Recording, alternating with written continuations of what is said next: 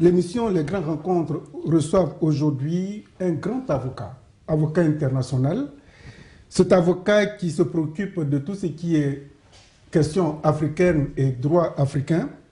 Maître Marcel Sekaldi fait partie de ceux qui ont lancé pour la première fois l'appel des 10 à Marcoussis. Il est venu sur le plateau pour nous aider à comprendre la confuse et inquiétante situation politico-militaire qui règne en ce moment en Côte d'Ivoire. Maître, bonjour. Bonjour et merci de m'accueillir sur votre plateau. Permettez-moi d'abord d'adresser un salut à tous les Ivoiriens et à toutes les Ivoiriennes, en sachant que dans ces circonstances, nos pensées vont vers eux. Merci beaucoup, Maître. La première des questions, quelle analyse vous faites de la situation politique confuse et inquiétante de la Côte d'Ivoire en ce moment? J'allais dire d'abord et d'une manière générale, pauvre Afrique. Quel est le continent auquel l'on va soumettre une telle palinodie de la part de la communauté internationale dont on parle? La communauté internationale, l'avez-vous rencontrée vous-même? Moi, je ne l'ai jamais rencontrée. C'est une femme sans tête. Elle a eu comme porte-parole un fonctionnaire, M. Ban Ki-moon. Le secrétaire général des Nations Unies, je vous le rappelle, n'est qu'un fonctionnaire. C'est le primus inter partes à l'intérieur des fonctionnaires des Nations Unies, mais il n'est que fonctionnaire. Ce fonctionnaire n'avait ni l'autorité, ni le droit, ni le pouvoir, ni la légitimité de prendre parti dans le cadre de la procédure électorale mise en place en Côte d'Ivoire. En revanche, son intervention, qui est contraire à l'article 100 de la Charte des Nations Unies, qui fixe le périmètre des prérogatives du secrétaire général, est une atteinte au principe d'impartialité. Depuis hier, l'ancien président sud-africain, M. Thabo Mbeki, est à Abidjan. Selon vous, pourquoi la communauté internationale n'a pas procédé d'abord à cette médiation avant de lancer cette confusion qui inquiète aujourd'hui tout le monde entier? Je vous retournerai la question. Quels sont les intérêts cachés qui ont permis à certains de soutenir que M. Ouattara avait été élu président de la République de la Côte d'Ivoire, sans même attendre la fin du processus électoral, sans même attendre la fin de la procédure prévue par la Constitution ivoirienne? Il y a peut-être, si vous voulez, des intérêts cachés, des liens amicaux qui prennent le pas sur la réalité politique, d'une part, et sur les intérêts des nations. Alors je dis, pourquoi est-ce qu'ils n'ont pas procédé d'abord par une certaine médiation avant? Vous ne m'avez pas encore répondu, maître. Mais pourquoi? Parce qu'ils avaient choisi leur candidat. Ils avaient choisi de désigner qui devait être le président de la République de Côte d'Ivoire, en se substituant au peuple ivoirien. Ce que l'on a voulu faire, en réalité, c'est un véritable coup de force électoral, porté contre les intérêts du peuple ivoirien. À la suite de l'entretien que le président Thabo Mbeki a eu avec le représentant de l'ONU à Abidjan, le représentant aurait reconnu qu'il n'a pas voulu attendre la proclamation des résultats par la CEI et que lui, il a proclamé ces résultats, les résultats qu'il détenait.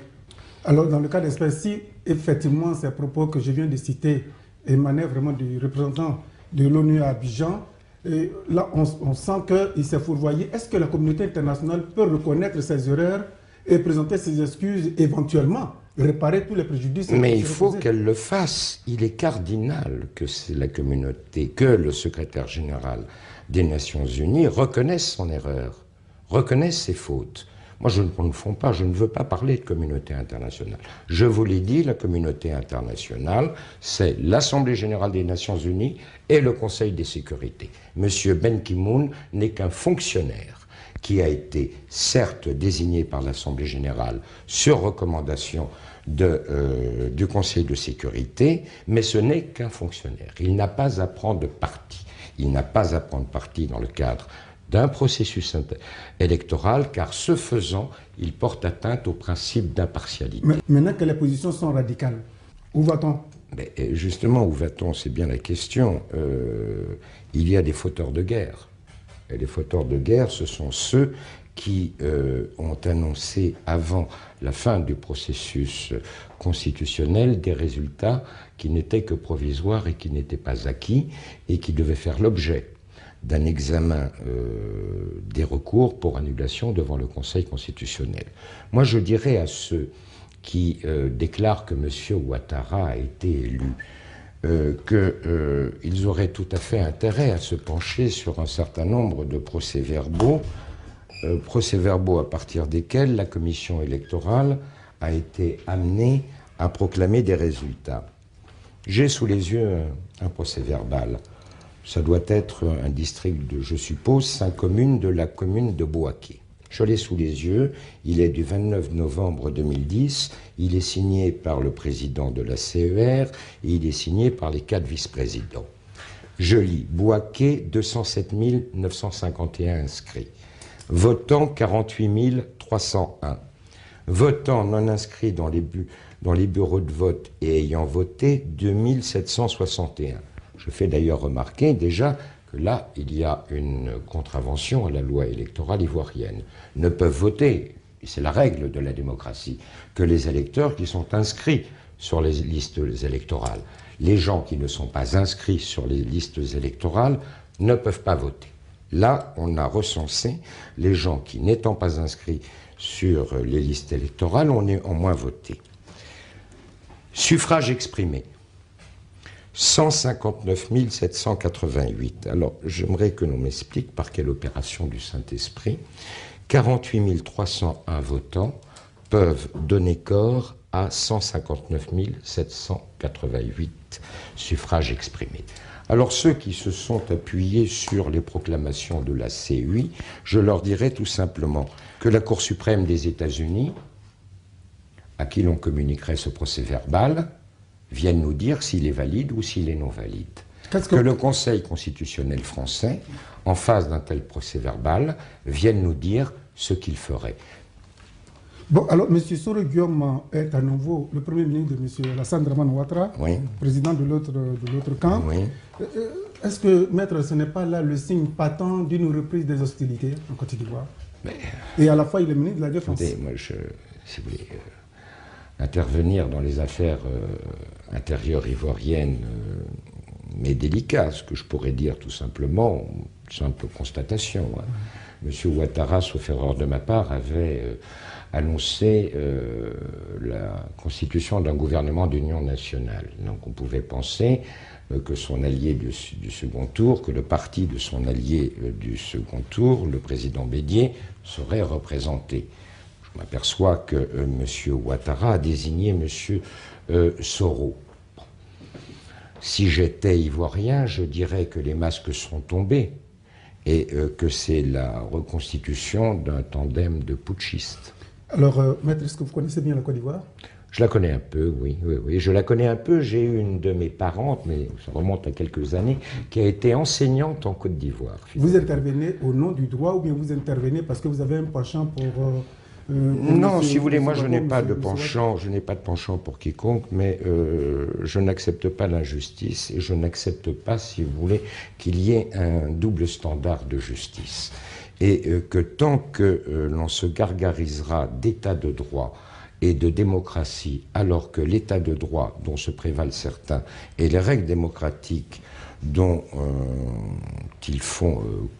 auxquelles ils font constamment référence, ne sont en réalité qu'un moyen de pression du fort sur le faible, je le trouve inacceptable. Les observateurs internationaux qui vont souvent en Afrique pour observer les différentes élections, en tant qu'avocat, comment, sur le plan du droit, comment vous les qualifiez? Mais écoutez, tout ça c'est très complexe. Vous avez remarqué que l'Union africaine s'est immédiatement rangée sur les déclarations faites par Ben Ki-moon. Regardez la chronologie. La chronologie, d'ailleurs, est extrêmement intéressante. Le premier à avoir déclaré que Alassane Ouattara était élu est le secrétaire général des Nations Unies.